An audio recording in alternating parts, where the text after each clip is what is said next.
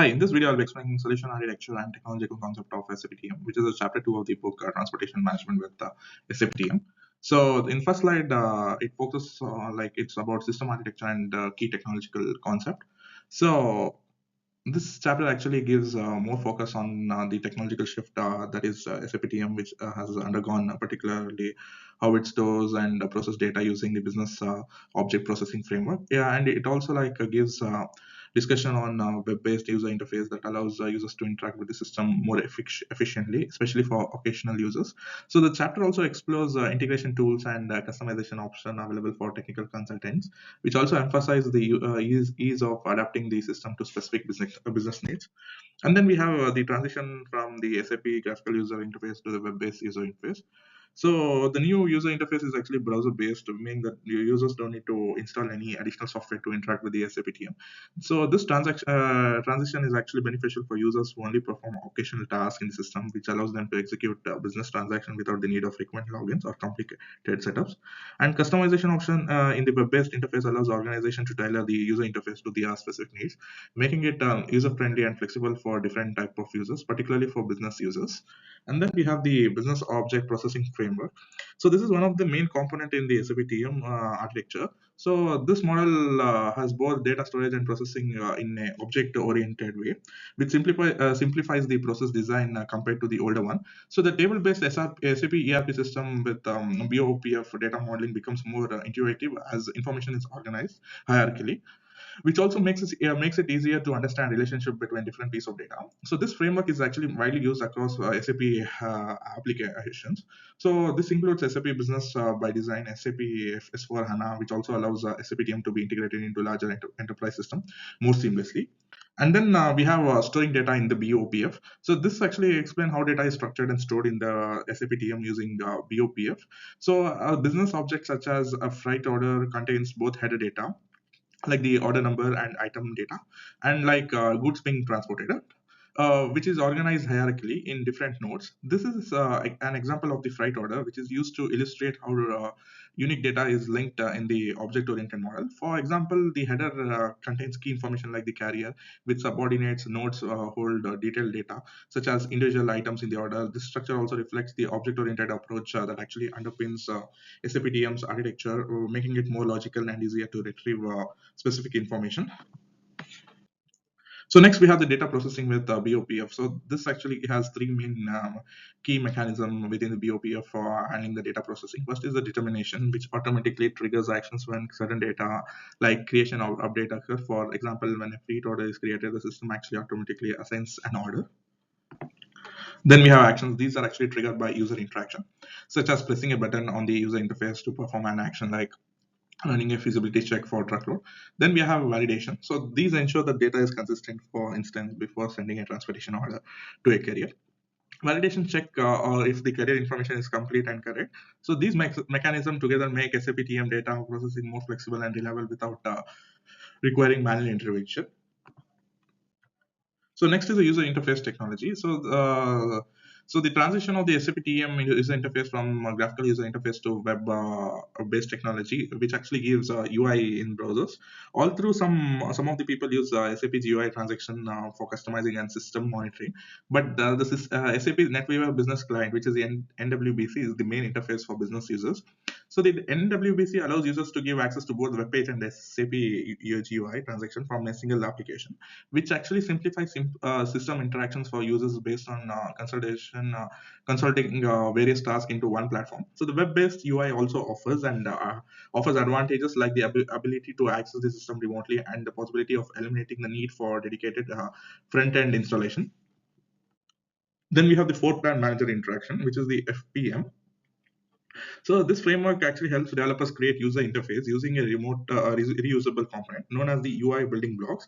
So each UIBB serves a specific function in the user interface, such as displaying tables, forms, or hierarchical data.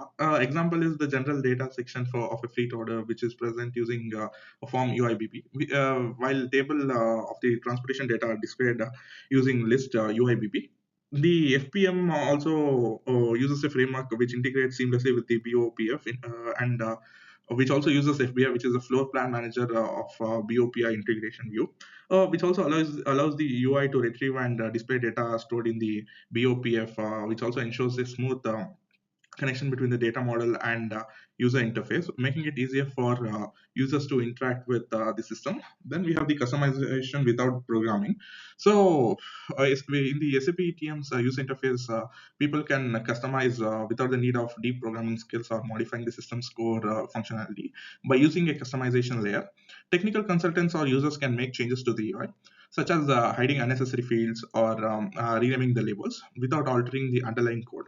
So if a customization causes issues, it can be undone by removing the customization layer, which actually can be reset the user interface to its standard configuration. So this flexibility is a significant advantage for reducing time spent on development and troubleshooting, while ensuring system remains adaptable to the user needs. And then we have the integration technology. So this actually explores the various tools that SAP TM uses for integration with other applications and systems. So the frameworks like Business Rule Framework Plus, BRF Plus, which is used for making automated business decision based on the predefined condition, such as determining the organizational units for delivery window or for freight units. Other tool includes the post processing framework, which supports document handling, and SAP Visual Business Tool, which also enhances user interaction by providing a visual representation of the transportation data. So these integration tool helps SAP TM more become more powerful and customizable, which allows it to support complex transportation management process. So next we have the BOPF node structure. So this organizes data. So the BOPF organizes the data using nodes, where each node contains specific information related to the business object. For example, in a fleet order, the root node contains header information. For example, the order number, where subordinate nodes hold related data such as fleet items. So this object-oriented approach allows for more efficient data management and retrieval, ensuring that all related information is stored in a structured hierarchical format, making it easy to manage complex transportation process. And then we have the association in BOPF. So associations are logical links between different nodes in the BOPF structure. So these enable data to be retrieved without directly accessing the database, simplifying the navigation through the related object, business object. So for example, an association might link a freight order route node to its item nodes, allowing users to find related data with minimal effort. By using associations, SAP TM abstract, the complexity of data retrieval making the system easy to use while also maintaining the robust data integrity and consistency. So next we have the floor plan manager component, which is the FPM. So the FPM provides several components for building flexible user interface. So this explains which I can explain that the core components such as the overview page, which defines the screen layout, forms that actually displays the structured data fields, and list for developer views.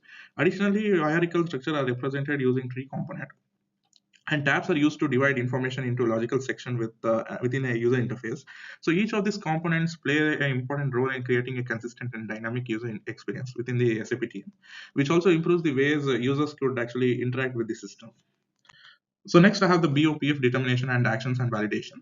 So this actually gives a more detailed look into processing and mechanism within the BOPF. Determinations actually are triggered automatically when certain actions like creating and updating data occur, while actions respond to user input like button clicks, and validations ensure that data remain consistent and accurate, preventing actions from completing if there are issues within the data. Together, these mechanisms actually automate many parts of the business, reducing the need for manual checks and ensuring that system runs smoothly.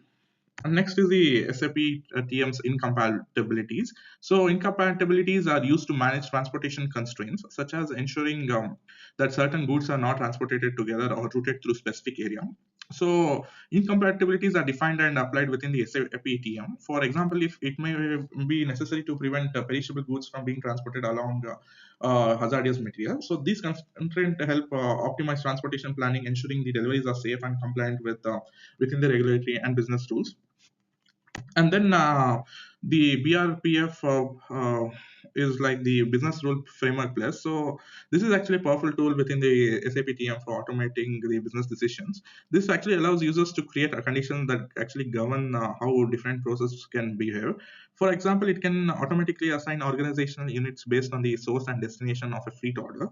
So this framework is widely used in SAP TM to automate repetitive decision-making tasks, which also improves efficiency and reduce cost. This is especially useful for managing complex business scenarios where multiple rules need to be applied.